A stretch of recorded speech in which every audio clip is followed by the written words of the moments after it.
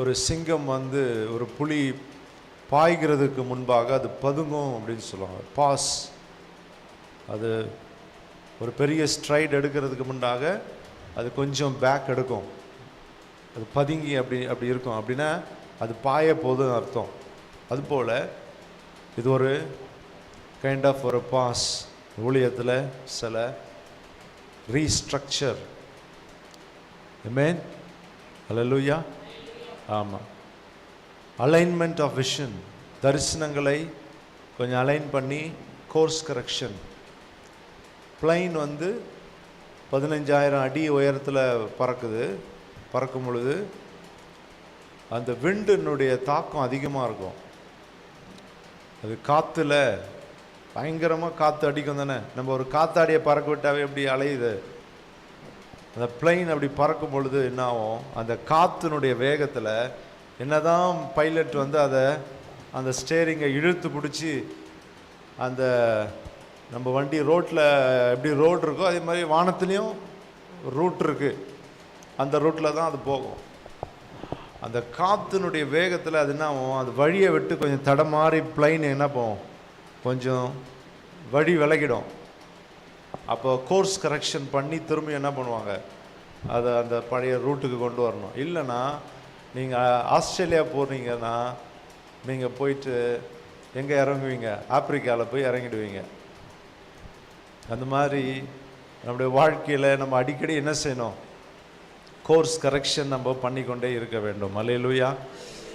நம்ம என்ன பண்ணணும், அடிக்கடி நம்மளை கொஞ்சம் செக் பண்ணணும். நம்ம சரியான பாதையில் போயிட்டுருக்குறோமா, நம்முடைய தரிசனம் ஷார்ப்பாக இருக்கா, நம்முடைய ஓட்டம் வந்து நம்முடைய கன்விக்ஷன். இங்கிலீஷில் சொல்லுவாங்க டைம், டிலே அண்ட் டிகே. 3 காரியம் இருக்குது. டிகேக்கு அப்புறம் டீகம்போஸ். டைம், வாழ்க்கையில் எல்லாரும் நல்லவங்களாக தான் பிறக்கிறாங்க. அப்புறம் டிலே, கொஞ்சம் தாமதமாக ஆக. ஆதி நண்பை விட்டுவிட்டா என்றது போல் 19 வயசில் 20 வயசில் நீங்கள் 30 வருஷத்துக்கு முன்னாடி சர்ச்சுக்கு எத்தனை மணிக்கு வருவீங்க, 9க்குன்னா 8:30க்கு வந்துடுவீங்க. அப்புறம் வெள்ளிக்கிழமை உபவாச ஜபத்துக்கு வந்துடுவீங்க.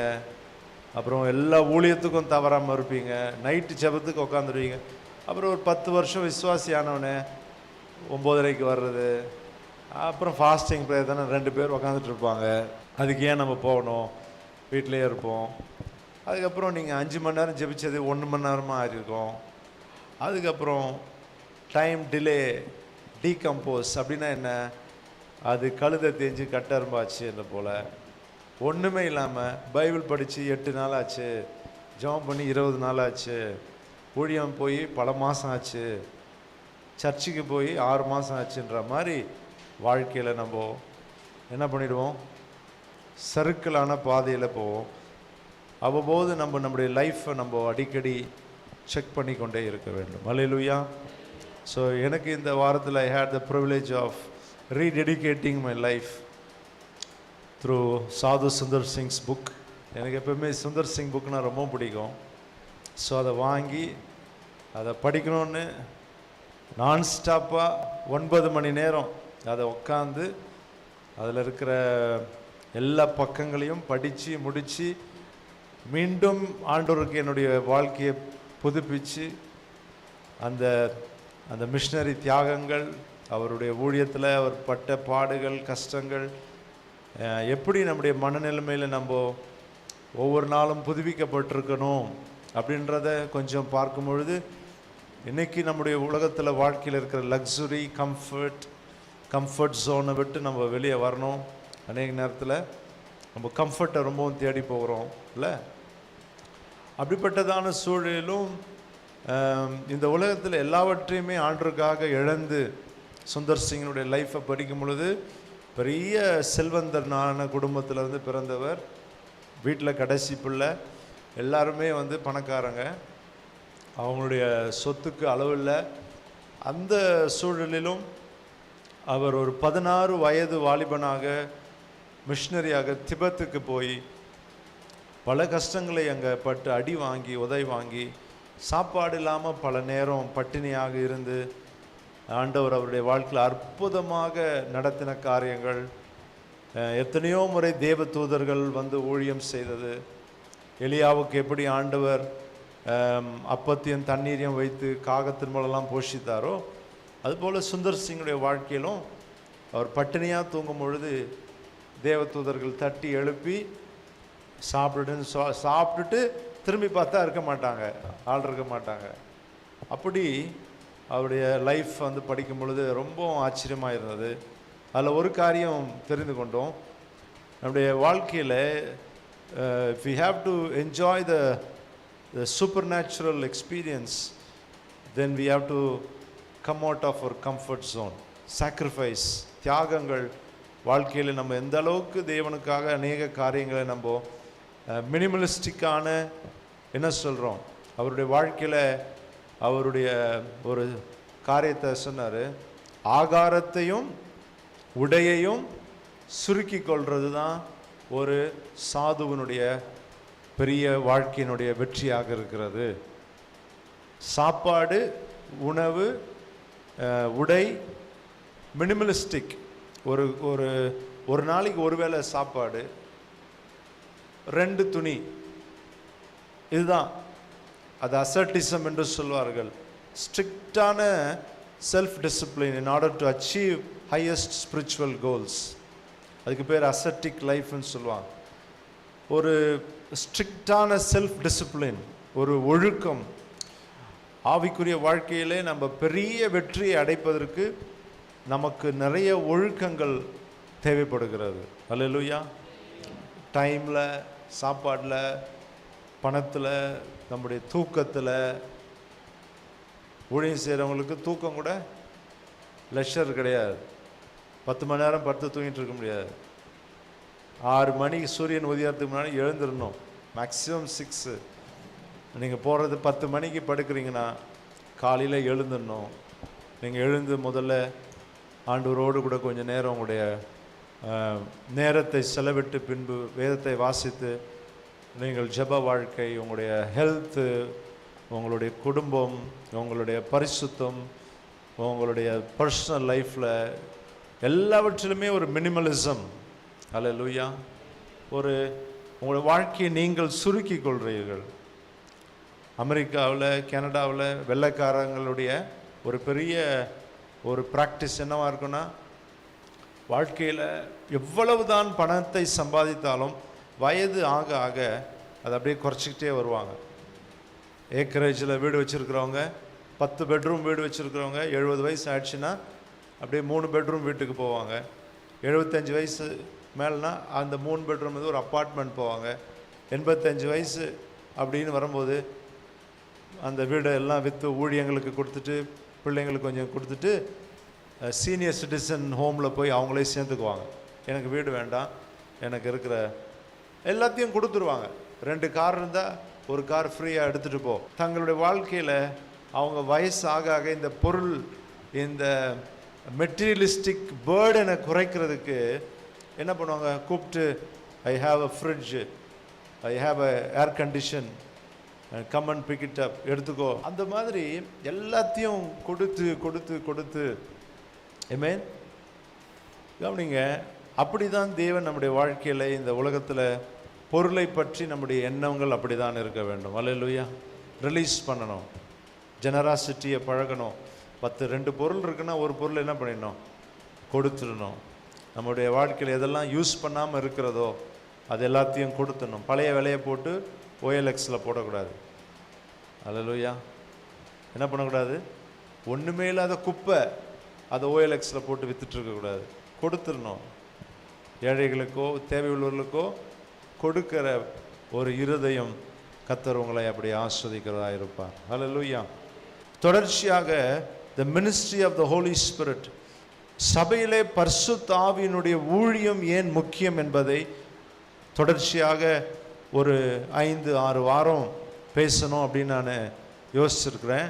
போன வாரமும் அந்த காரியத்தை, பரிசுத்த ஆவியினுடைய ஊழியத்தை குறித்து சொன்னேன். இந்த பர்சன் ஆஃப் த ட்ரினிட்டியில் பரிசுத்த ஆவியானவர் அவர் ஒரு நபராக இருக்கிறார். He is one among the Trinity. He is not a force. அவர் ஒரு ஒரு சக்தி அல்ல.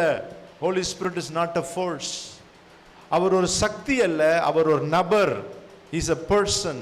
சொல்லுங்க எல்லாரும் சொல்லுங்க, பரிசுத்த ஆவியானவர். எல்லாரும் சத்தமா சொல்லுங்க, பரிசுத்த ஆவியானவர் is my senior partner. சத்தமா சொல்லுங்க. Who is the senior pastor of this church? இந்த சர்ச்சினுடைய சீனியர் பாஸ்டர் யாரு?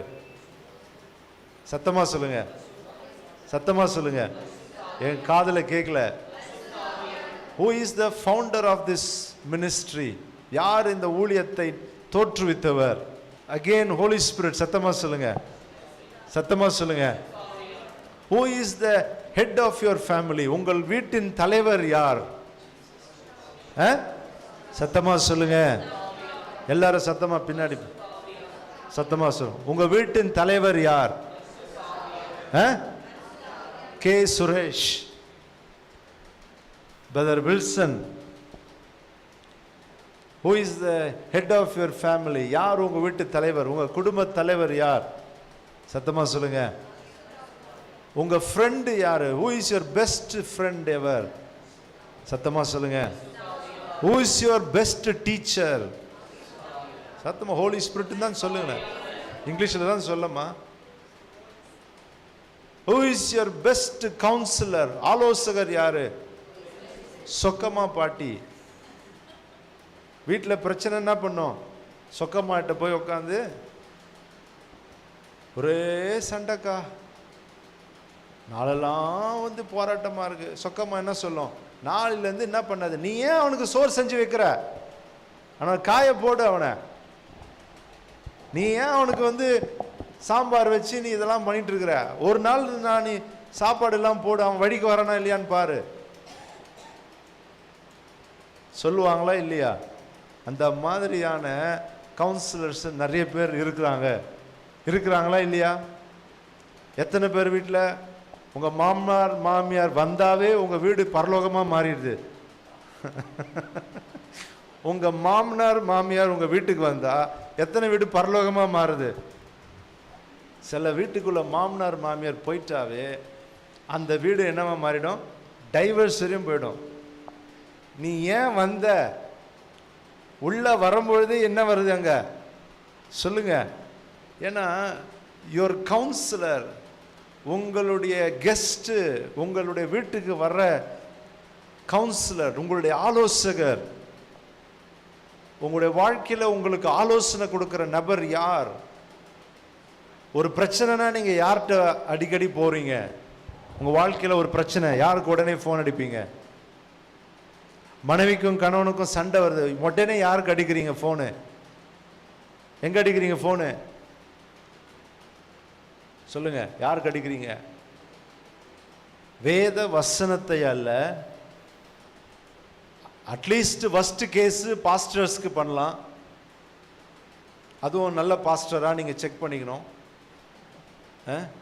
சொல்லுங்க, யாருக்கு நீங்க உடனே கவுன்சிலிங்காக? வேத வசனத்தை அறியாத அப்படிப்பட்ட இடத்துல துன்மார்க்கரின் ஆலோசனை, the counsel of the wicked. சங்கீதத்தில் துன்மார்க்கருடைய ஆலோசனையில் நடவாமல், பாவிகளுடைய வழியில், counsel of the wicked and whoremongers, துன்மார்க்கருடைய ஆலோசனையில் நடவாம. Who is your counsellor? பரிசுத்த ஆவியானவர். ஹல்லேலூயா, ஹல்லேலூயா. ஆண்டவர் சொன்னார், யோவான் எழுதின சுவிசேஷத்தில் ஆண்டவர் சொன்னாரு, நான் உங்களுக்கு யார் அனுப்புவேன்? உதவியாளரை, துணையாளரை நான் உங்களுக்கு அனுப்புவேன். I will send you the helper. யோவான் 15:26 வசனத்தை வாசிக்க கேட்போம். யோவான் 15:26. பிதாவினிடத்திலிருந்து நான் உங்களுக்கு அனுப்ப போகிறவரும் பிதாவினிடத்திலிருந்து புறப்படுகிறவருமாகிய சத்திய ஆவியான தேற்றவாளனை, இங்கிலீஷ்ல, but when the helper comes, whom I shall send to you from the Father, the Spirit of truth, who proceeds from the Father, he will testify of me. But when the helper comes, உதவியாளர், ஒரு பாட்டுல இருக்கு, துணையாளரே சிறகின் நிழலில் தானே கலிகூறுவேன். அப்போ துணையாளர், helper, உதவி செய்கிறவர் அப்படின்னா பரிசுத்தர் உங்க வீட்டு வேலைக்காரர் கிடையாது. உங்க வீட்டு வேலைக்காரர் ஹெல்ப்பர்னு போட்டிருக்கு. அப்போ எங்களுக்கு நாங்கள் holy spirit I command you, you go to திஸ்ன்னு சொல்ல முடியுமா? சொல்லுவீங்களா யாருனாவது? அவர் நம்மோடு ஹெல்ப்பர் என்று சொல்லப்படுகிற இந்த பதத்தில் கிரீக்ல பராக்லிட்டஸ் என்கிற இந்த பொருள் 7 அர்த்தங்களை கொண்டது. ஹெல்ப்பர்னா அட்வொகேட் என்றும் பொருந்தும், counsellor, comforter, friend, stand by, உடன் நிற்கிறவர்,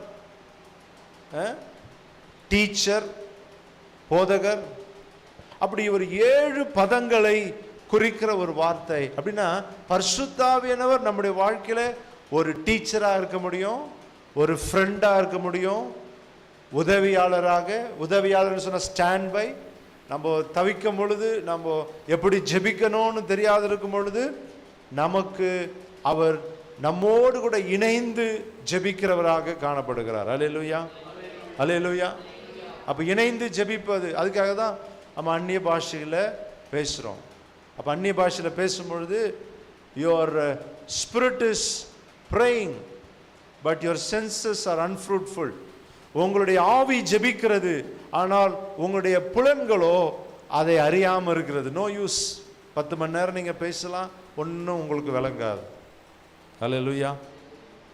சம்டைம்ஸ் உங்களுடைய ஸ்பிரிட்டும் உங்களுடைய சென்சஸும் கனெக்ட் ஆகும் பொழுது உங்களுக்கு அது விளங்கும். ஆனால் அநேக நேரத்தில் நீங்கள் என்ன ஜெபிக்கிறீங்கன்றது உங்களுக்கு நிறைய நேரத்தில் என்ன பண்ணாது, unless Holy Spirit wants to reveal it to you. அல்லேலூயா. ஒரு தேவ மனிதர், உங்களுக்கு நிறைய முறை நான் சொல்லியிருப்பேன், அவர் 1 மணி நேரம் அந்நிய பாஷை பேசினார். பிசாசு சொன்னா 1 மணி நேரத்தை நீ வேஸ்ட் பண்ணிட்ட. அப்போ அவர் சொன்னாரா, மிஸ்டர் டெவில், நீ சொன்னா அதுல ஏதோ ஒன்று இருக்கு, அப்போ நான் என்ன பண்ண போறேன், 2 மணி நேரம் ஜெபிக்க போறேன். திரும்ப பிசாசு என்ன சொன்னான், 2 மணி நேரத்தை நீ, அப்போ அவர் சொன்னாரா, நான் என்ன பண்ண போறேன், 3 மணி நேரத்தை நான் பேச போறேன். அல்லேலூயா. அப்படி அவர் 3 மணி நேரம் விடாமல் ஜெபித்து கொண்டிருக்கும் பொழுது ஆவியானவர் அவருடைய அண்டர்ஸ்டாண்டிங்கை ஓப்பன் பண்ணி அந்த அமெரிக்கா தேசத்தினுடைய பிரசிடென்ட் ஜான் எஃப் கென்னடி சுட்டு கொல்லப்படுவதை அவர் பார்த்து அதை தீர்க்க தரிசனமாக சொன்னார். அல்லேலூயா. அந்த நாட்டினுடைய பிரசிடென்ட்டை ஒரு ஓப்பனான ஒரு மோட்டர் கேட்ல வச்சு சுட போறாங்கன்றத ஆண்டவர் அவருக்கு முன்கூட்டியுமே 1 வருஷத்துக்கு முன்னாடி என்ன பண்ணாரு, அதை சொன்னாரு. அமெரிக்க ஜனாதிபதி சுட்டு கொல்லப்படுவார் என்பதை ஆண்டவர் எனக்கு காண்பிக்கிறார். அது சென்சேஷன் ஆச்சு. அது எப்படி இது சாத்தியமாகும், எப்படி இது நடக்கும், அது எல்லாருக்கும் பயத்தை, இது ஒரு சென்சேஷனான காரியம், இதை சொல்ல முடியாது. ஆனாலும் ஆவியானவர் அதை துல்லியமாக அவருக்கு அதை என்ன பண்ணாரு, ஆவிலே நிறைந்து நாம ஜெபிக்கும் பொழுது ஆவியானவர் நேச்சுரல்ல, சூப்பர் நேச்சுரல்ல இருக்கிற காரியத்தை நேச்சுரல்ல நமக்கு வெளிப்படுத்தி காண்பிக்கிறார். அல்லேலூயா. இயற்கைக்கு அப்பாற்பட்ட நமக்கு விளங்காத காரியங்களை ஆவியானவர் நமக்கு காண்பிக்கிறார். அல்லேலூயா. அநேக நேரத்தில் உங்களுக்கு அப்படி நடக்கும். எனக்கு ஆக்சிடென்ட் ஆன அந்த நேரத்தில் எனக்காக 3 பேர் என்னவோ தெரியல திடீரென்று எனக்காக எழுந்து ஜெபிக்க ஆரம்பித்தாங்க. அந்நிய பாஷையில தான் பேசி ஜெபிச்சுட்டு இருக்கிறாங்க. எங்கள் அம்மா தூங்கிட்டு இருந்தவங்க திடீர்னு எழுந்து என்ன பண்ணிட்டாங்க, யாரோ தட்டி எழுப்பி ஜெபம் பண்ணு. அவங்க எதுக்காக, ஏதோ ஒரு பர்டன், ஏதோ சம்திங் அப்படியே நெருக்குது இருதயத்தை. அவங்க உடனே என்ன பண்ணாங்க, முழங்கால் போட்டுட்டு ஜெபிக்க ஆரம்பிச்சாங்க அந்நிய பாஷையில். அவங்களுக்கு தெரியாது ஒரு விபத்து நடக்க. ஆனாலும் தேவன் அந்த பெரிய விபத்திலிருந்து காப்பாற்றுவதற்கு அங்கே நமக்காக சிலரை மன்றாடும்படி கர்த்தர் செய்கிறார். ஹல்லேலூயா. அல்லேலூயா. உங்களுக்கு தெரியாது, நீங்க ஆவியில நிரம்பி ஜெபிப்பீங்க, உங்களுக்கு என்ன நடக்குதுன்னு உங்களுக்கு தெரியாது. ஆனால் உங்களுடைய சென்சஸ், உங்களுடைய ஐம்புலங்கள் ஒன்றும் அறியாததா இருந்தாலும் உங்களுக்கு ஆவிக்குரிய உலகத்தில் உங்கள் மூலமாய் தேவன் உங்க வாழ்க்கையில தெரியாத காரியங்களுக்காகவும் நீங்கள் ஜெபிப்பதற்கு கர்த்தர் உதவி செய்கிறார். அல்லேலூயா, அல்லேலூயா. அநேக நேரத்தில் நீங்க ஜெபம் பண்ணினா எப்படி ஜெபிக்கலாம்? சில நேரத்தில் வார்த்தையை சொல்லி ஜெபிக்கிறீங்க தெரியுமா? சில நேரத்தில் உங்களுக்கு என்ன பண்றதுனே தெரியலனா நீங்க வெறும் அந்நிய பாஷை மட்டுமே கூட பேசினா பண்ணிடலாம், எழுந்து போயிடலாம். ஐயோ நான் தமிழில் சொல்லி ஒன்றும் ஜெபிக்கலையே அப்படிலாம் கூட பரவாயில்ல. ஏன்னா நீங்கள் உங்கள் ஆவியில் என்ன பண்ணியிருக்கிறீங்க? நீங்கள் ஜெபிச்சிருக்கிறீங்க. அப்போஸ்தலர் 2ஆம் அதிகாரத்தில் அவர்கள் மேல் மாடியில் 120 பேர் என்ன பண்ணாங்க? பரிசுத்த ஆவியை பெற்றார்கள். அப்படி தானே? திரும்பிய 4ஆம் அதிகாரத்தில் படிக்கிறோம், அவர்கள் ஆவினாலே எல்லாம் நிரம்பி என்ன பண்ணாங்களாம்? ஜெபிக்க ஆரம்பிது. அப்படின்னா என்ன? அது ஒன் டைம் எக்ஸ்பீரியன்ஸு, அது ஆன்கோயிங் எக்ஸ்பீரியன்ஸ். என்னைக்கு நீங்கள் பரிசுத்த ஆவியை பெற்றீங்க? 1987 மே 24 ஒரு யூத் கேம்ப்ல ஆண்டவர் என்ன நிறைச்சாரு அப்படி சொல்வீங்களா? அல்லது இன்னைக்கு காலையில் நீங்க பரிசுத்த ஆவியை பெற்றுக்கொண்டீங்களா? அப்படின்னா என்ன? இன்னைக்குமா நீங்க அபிஷேகம் பெற்றீங்க?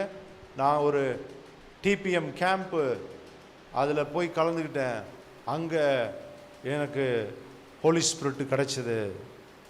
அது அன்னைக்கு கிடைச்சது. இன்னைக்கு காலையில் நீங்கள் பரிசுத்த ஆவியின் அபிஷேகத்தில் நிரம்பினீங்களா? அது இனிஷியல் எக்ஸ்பீரியன்ஸ்.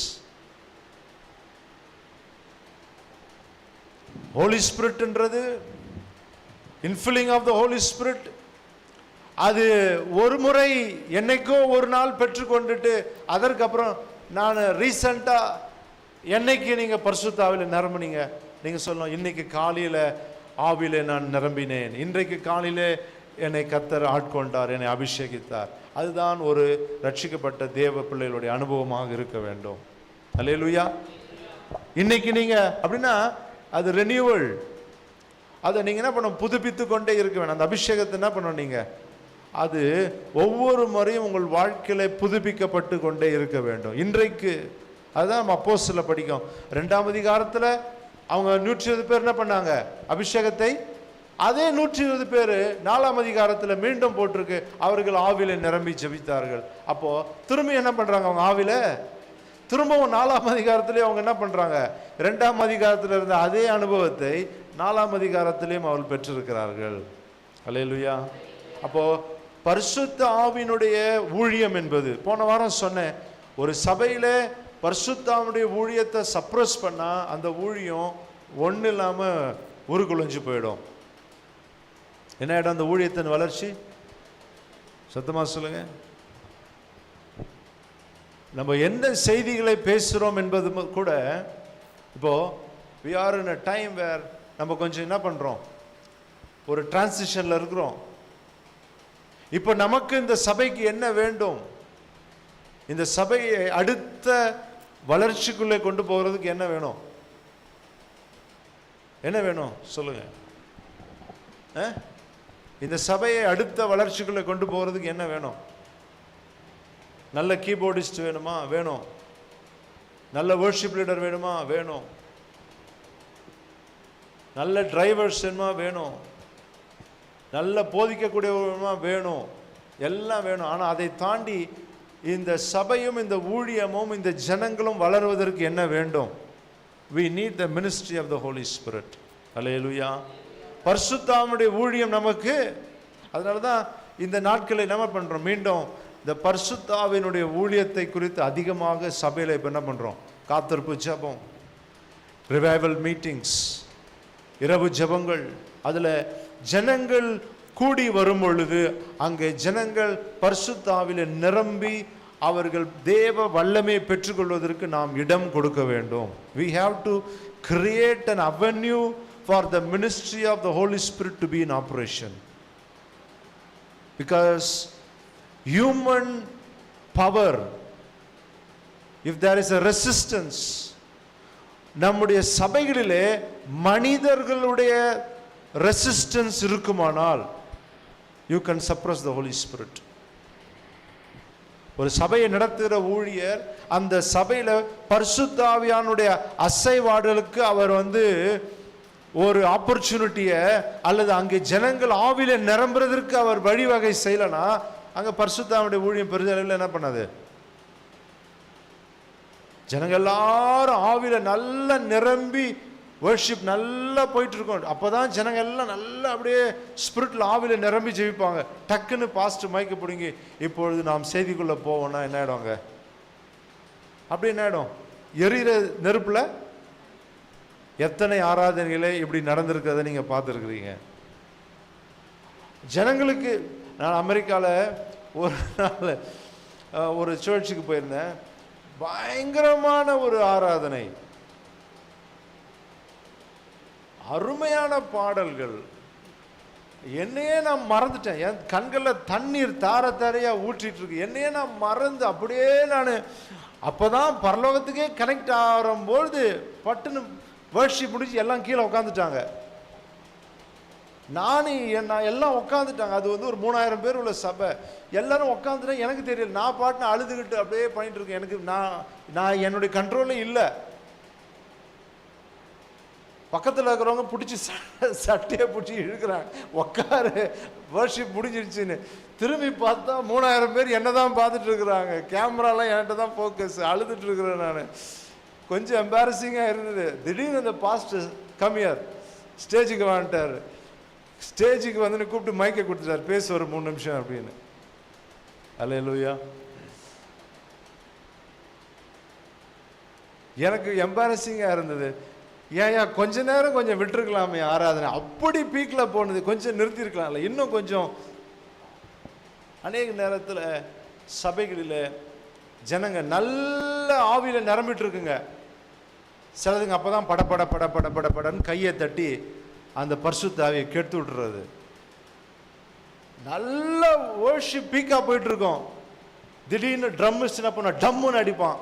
அப்படி எல்லாம் என்ன ஆயிடும்? டிஸ்டர்ப் ஆகிடும். அப்படி தானே? See, we have to be very, very, very, very sensible to the move of the Holy Spirit in the church. ஆராதனை நடத்துகிறவர்களுக்கும் கூட அந்த சென்ஸ் இருக்கணும். ஒரு சின்ன டிஸ்டர்பன்ஸ் கூட, பிள்ளைங்க அப்படி கால் ஆட்டிட்டு இருக்கிறது, அங்கே வர்ஷிப் நல்லா போயிட்டு இருக்கும், பிள்ளைங்க என்ன பண்ணிட்டு இருக்குங்க, கிள்ளிக்கிட்டு இப்படின்னு இருக்கும். அதை கூட இங்கே நிறுத்தி நடத்துகிறவங்க என்ன பண்ணோம்?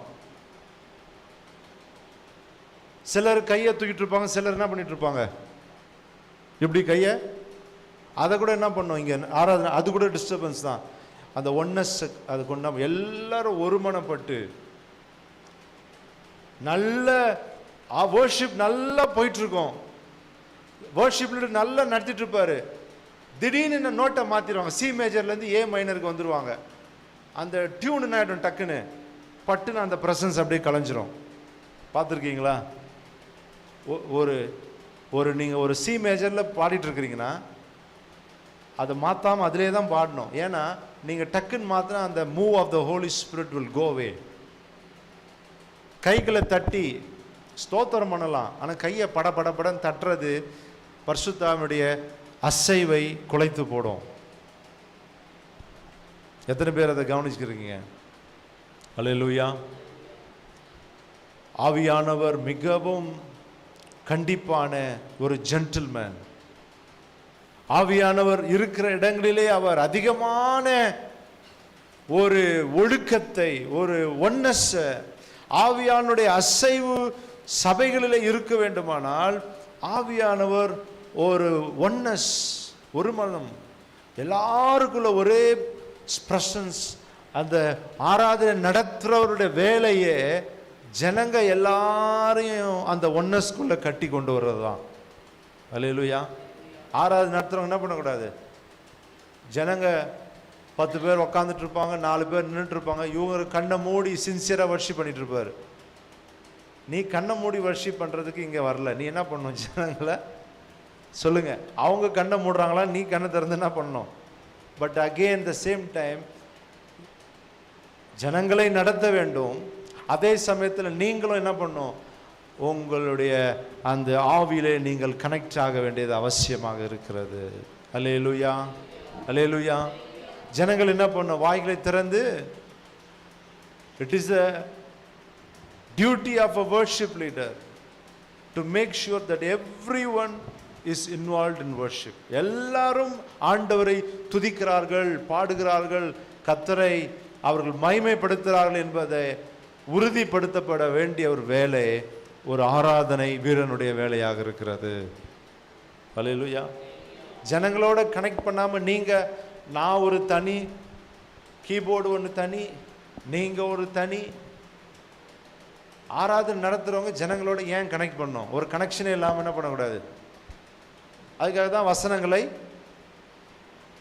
சோர்ந்து போய் இருக்கிறவங்கள நீங்க சில வார்த்தைகளை சொல்லி, சில என்னோட திரும்பி சொல்லுங்கள் என்று அவங்கள சொல்ல வச்சு, ஜனங்க கனெக்ட் ஆக மாட்டாங்க. என்ன பண்ணணும்? நீங்க சிலதை நீங்களே சொல்லி என்ன பண்ணணும்? அதை திரும்பவும் சத்தமா சொல்லுங்க, சத்தமா சொல்லுங்க, சொல்லுங்க. அப்போ என்ன ஆகுது? ஜனங்களுக்குள்ள ஒரு கனெக்ஷன் ஏற்படுகிறது. அப்பொழுது நம்ம எல்லாரும் ஏகோபித்து தேவனை ஆராதிக்கும் பொழுது அங்கே பரிசுத்த ஆவியானவர் இறங்கி வருகிறார். பரிசுத்த ஆவியானவர் இறங்கி வரும் பொழுது அங்கே வியாதிகள் மறையும். என்ன பண்ணுதாங்க? வியாதிகள், உடைய வாழ்க்கையில் இருக்கிற பிசாசின் போராட்டங்கள், வெளிப்பாடு, தீர்க்க தரிசனமான வார்த்தை. அநேக நேரங்களிலே அந்த ஆராதனை நேரத்தில் தீர்க்க தரிசனமான வார்த்தைகளை கர்த்தர் கொடுப்பார்.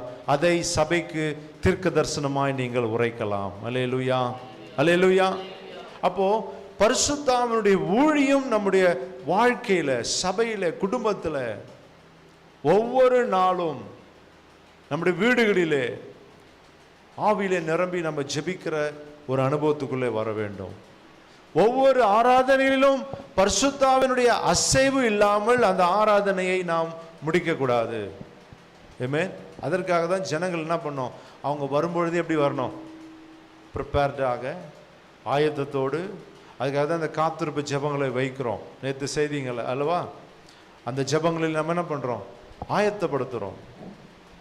இங்க இருக்கிற சேர்ஸ் கூட சொன்னோம். அதுக்காக தான் சொன்னேன், சேர்ஸ் கூட எப்படி போடணும், உட்கார்றவங்க கூட எப்படி உட்காரணும், இந்த கார்பெட் கூட எப்படி இருக்கணும், இங்க இருக்கிற இன்ஸ்ட்ருமெண்ட்ஸ் கூட எப்படி இருக்கணும், ஆர்டராக தான். அந்தபடி என்ன பண்ணக்கூடாது. ஏன்? ஆவியானவர் அசைவாடும் பொழுது ஆண்டவர் இஸ்ரவேல் ஜனங்களை பார்த்தாரு. நான் உன் பாளையம் எங்கிலும் என்ன பண்ணுவேன்? உலாவுகிற தேவனாக இருக்கிறேன். உன் பாளையங்களில் எங்கிலும் நான் அசுத்தத்தை காணக்கூடாது என்று ஆண்டவர்களுக்கு கட்டளை கொடுத்தார். அல்லேலூயா. அவங்களுக்கு அன்னைக்கு டாய்லெட் கிடையாது தானே, எல்லாரும் ஓப்பன் ஃபீல்டு. ஆண்டவர் சொன்னார், அதை கூட எழுதி வச்சார். அந்த ஃபீல்டில் கூட என்ன இருக்கக்கூடாது? எந்த அசுத்தமும் மண்ணு போட்டு மூடணும். ஏன்னா நான் பாளையத்தில் உலாவி வருவேன், நான் ஒரு அசுத்தத்தையும் அங்கே பார்க்கக்கூடாது. இஸ்ரவேல் ஜனங்களுக்கு அடிப்படை ஒழுக்கத்தை கூட தேவன் கற்றுக் கொடுத்தார். அது கூட ஒரு வசனமாக எழுதணுமா? அது கூட ஆண்டவர் எழுதி வச்சிருக்கிறார். ஏன்? ஆவியானவர் ஒழுங்கு இருக்கிற இடத்துல அதிகமாக கிரியை செய்கிறார். எல்லாரும் சொல்லுங்க, பக்கத்தில் இருக்கிறவங்க பார்த்து சொல்லுங்க, ஒழுங்கு உள்ள இடத்துல ஆவியானவர் கிரியை செய்கிறார். Where there is order, இங்கிலீஷ்ல சொல்லுங்க, where there is order, there is the work of the Holy Spirit. சொல்லு, அடிச்சு விடு, சொல்லுங்க, where there is order, there is the work of the Holy Spirit. அல்லேலூயா. ஒழுங்கு இருக்கிற இடத்துல யார் இருக்கிறாரு? ஒழுங்கு இல்லாத இடத்துல யார் இருக்கிறா? பிசாசுனா என்ன அர்த்தம்? மரணம், நோய், வியாதி, சண்டை, குழப்பம். உங்க வீட்டை கூட அதனால நீங்க சுத்தமா வைக்க வேண்டியது. சத்தமா சொல்லுங்க, உங்க வீட்டை கூட எப்படி சுத்தமா வைக்க வேண்டியது? சொல்லுங்க, இந்த சர்ச் கிரவுண்டை கூட சுத்தமா வைக்க வேண்டியது. சத்தமா சொல்லுங்க. ஒரு இடம் சுத்தமா இருக்கு, உங்களுக்கு என்ன தோணும்? அங்க உட்காந்து ரெஸ்ட் எடுக்கலாம் தோணுமா? ஒரு இடம் அழுக்கா ஈ மிச்சுக்கிட்டு இலையம் கிளையம் போட்டு பான் பிராக்லாம் துப்பி வச்சிருக்கு, பாய் போட்டு படுப்பீங்களாங்க? சொல்லுங்க. அப்போ அந்த ஜெப பிரசனம் கூட, we need to create an atmosphere. அந்த ஜெப பிரசனத்தை உணர்வதற்கு கூட நமக்கு ஒரு சூழலை நாம் என்ன பண்ணோம்? அதிகமாக கவனம் உள்ளதாய் பாவிக்க வேண்டும். அல்லேலூயா.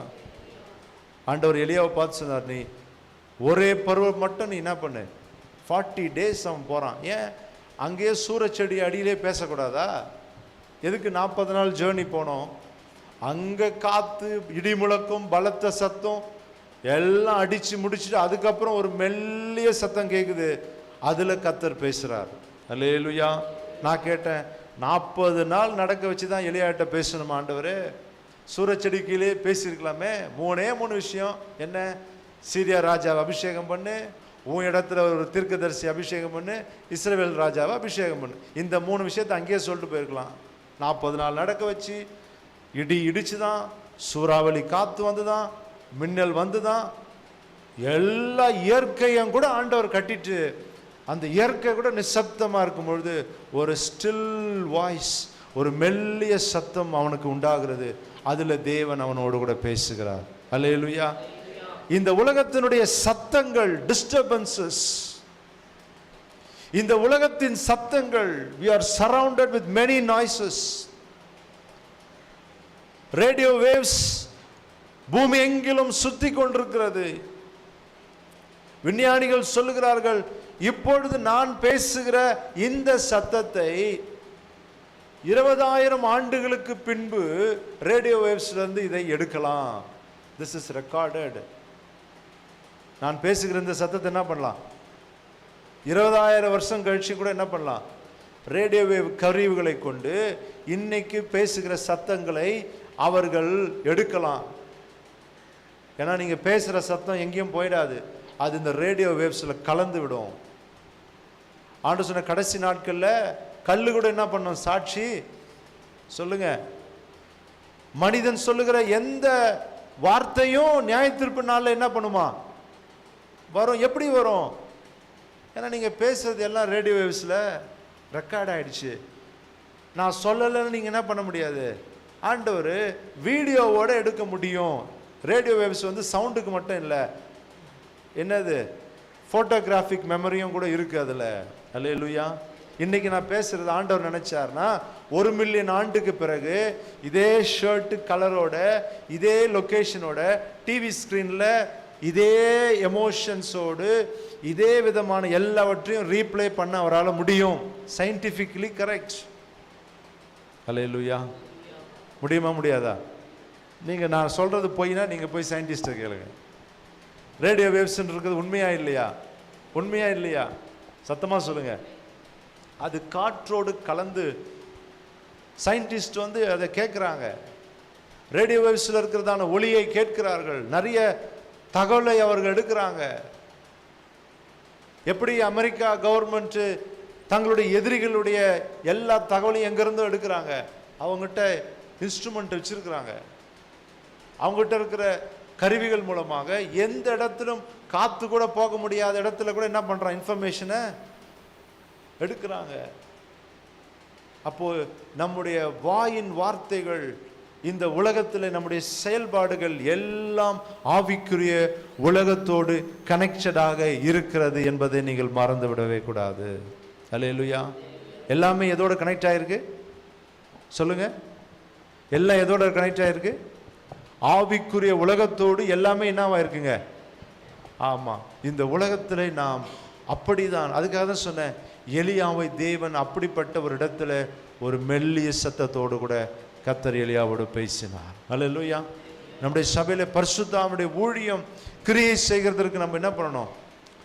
அதிகமாக ஊழியம் செய்கிறவர்கள், இங்கே இருக்கிற பிரசங்கிமார், இங்கே நடத்துகிற ஆராதனை வீரர்கள் யாராயிருப்பினும் சபையிலே ஆவியானவருடைய அசைவை நாம் ஒருபோதும் தடுக்கவே கூடாது. அல்லேலூயா. ஊழியங்களிலே ஆவியானவருடைய அசைவை நாம் வளர்த்து விட வேண்டும்.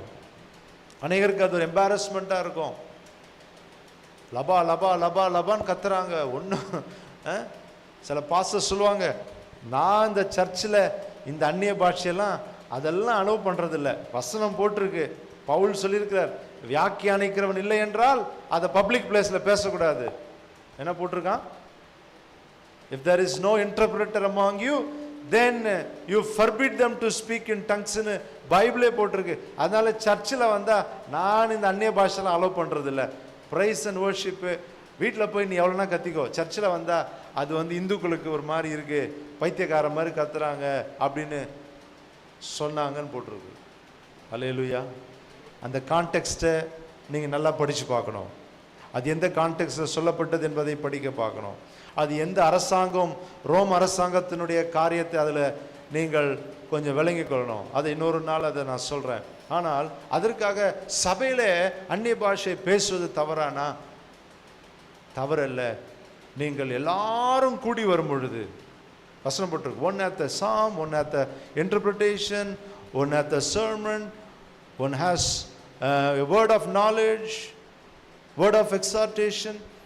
ஆவியிலே ஒவ்வொருவருக்கும் ஒவ்வொரு வெளிப்பாட்டை தேவன் கொடுக்கிறார். Let it be done among you with orderly manner.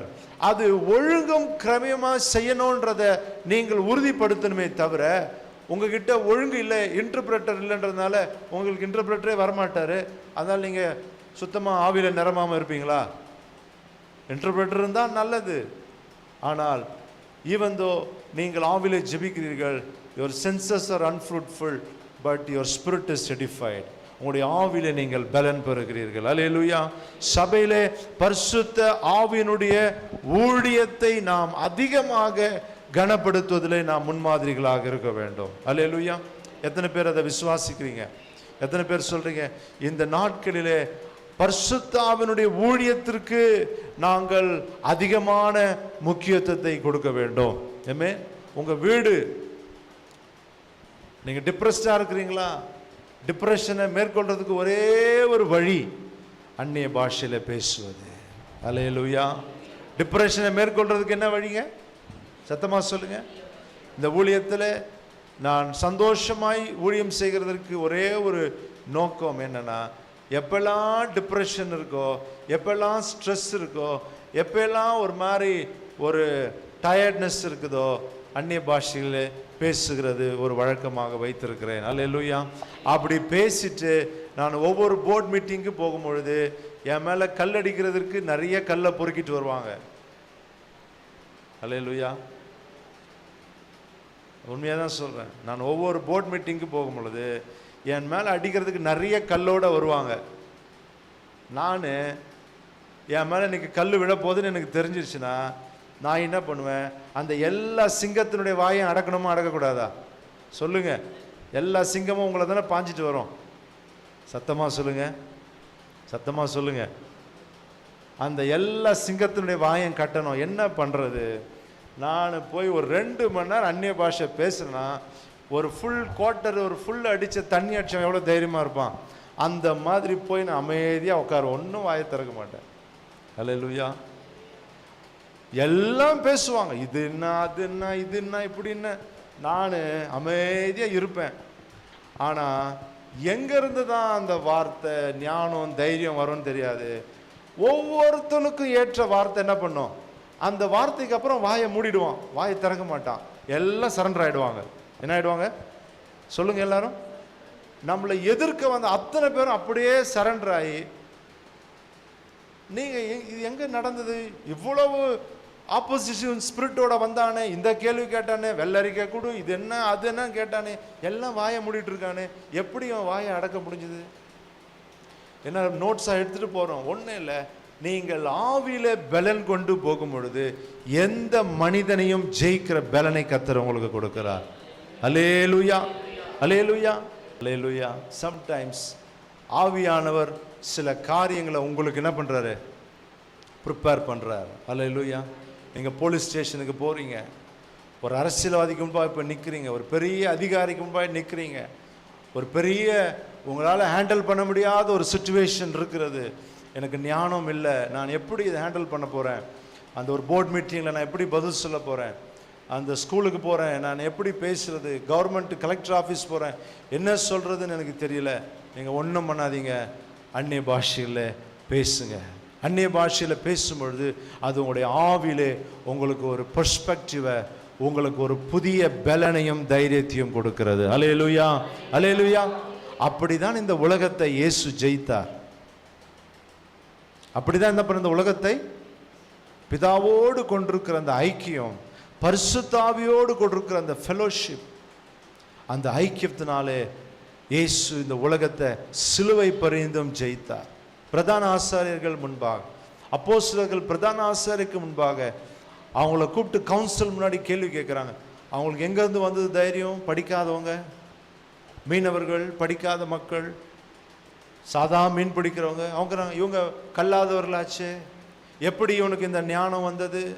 ஸ்தேவானுடைய ஞானத்தை ரெசிஸ்ட் பண்ண முடியல. எல்லாரும் கல் எடுத்து அடிக்கிறாங்க. ஸ்தேவானுடைய ஞானத்தை யாராலையும் ரெசிஸ்ட் பண்ண முடியல. அவங்க எல்லாம் அப்படியே பேதலிச்சு போய் பார்க்குறாங்க. அவனுக்குள்ள இருந்த பரிசுத்த ஆவியானவர் வெளிப்பட்டார். அல்லேலூயா. இன்றைக்கு உங்கள் மூலமாய் பரிசுத்த ஆவியானவர் வெளிப்படுவார் என்பதில் சாதாரணமான மனிதர்களையும் கர்த்தர் வல்லமையாய் பயன்படுத்த இந்த பரிசுத்த ஆவியின் ஊழியம் தேவை. அல்லேலூயா. கண்ணில் மூடி ஜெபிப்போமா? அப்படியே நீங்கள் சொல்லுங்கள், ஆண்டவரே எனக்கு இந்த ஊழியம் எனக்கு வேண்டும் என்று சொல்லுங்கள். ஆண்டவரே எனக்கு இந்த ஊழியம் வேண்டும். Praise the Lord. கர்த்தர் உங்களை ஆசீர்வதிப்பார்.